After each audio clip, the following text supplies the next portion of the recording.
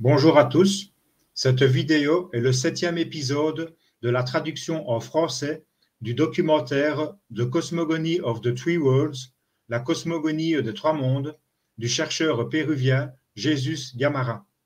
Vous pouvez retrouver les chapitres de la traduction en français de ce documentaire sur ma chaîne YouTube dans la playlist La cosmogonie des trois mondes, traduction française.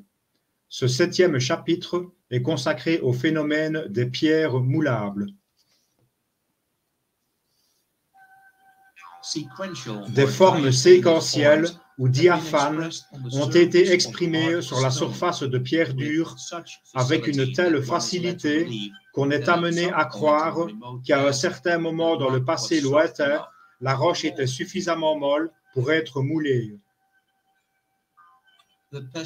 Le passage du temps n'a pas été capable d'effacer l'aspect frais de la pierre moulée du premier monde.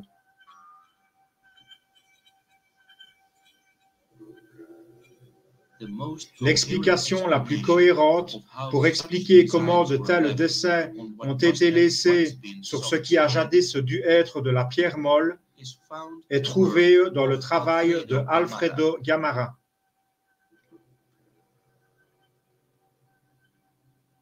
Il a théorisé que compte tenu de l'existence du plus ancien calendrier connu, qui enregistre une orbite de 225 jours, la Terre a jadis dû être plus proche du Soleil.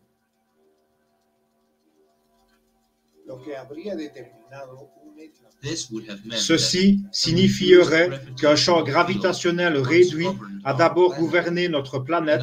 En d'autres mots, durant l'Ananpacha, la force de gravité sur Terre aurait été plus faible qu'elle ne l'est aujourd'hui. La pression atmosphérique aurait été plus faible et il aurait été plus facile de mouler la pierre.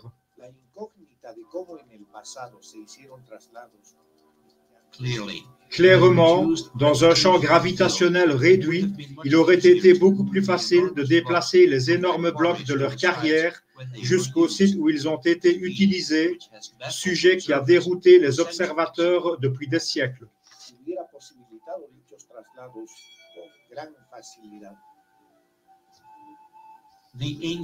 Les anciennes légendes de Merlin le magicien en Angleterre et celles de Niopas, le premier homme au Pérou, nous racontent comment les pierres géantes de Stonehenge et de Sacsayhuaman ont été transportées dans les airs. Le moulage de la pierre ne s'est pas seulement produit durant l'Ananpacha, mais également durant l'Uranpacha. La preuve saute aux yeux. Par exemple, en se rapprochant, on peut voir que dans ce mur à Coricancha, la pierre de la pièce inférieure du mur entre dans la commissure laissée par les pièces supérieures. Sur plusieurs sites archéologiques où les murs du Second Monde ont été démantelés, les marques laissées par les murs en pierre moulée construits au-dessus d'eux peuvent être vues.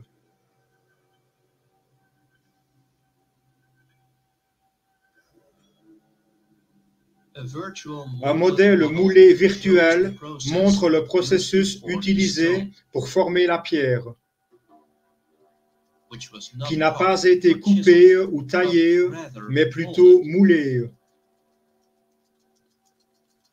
L'utilisation de moulage et de haute température a été appliquée par-dessus la pierre qui, à cette époque, était moins dense et plus molle. La technologie avec la chaleur et le moulage appliqués sur un morceau de matière en mousse moderne donne la même expression de forme que dans la matière lithique du premier monde.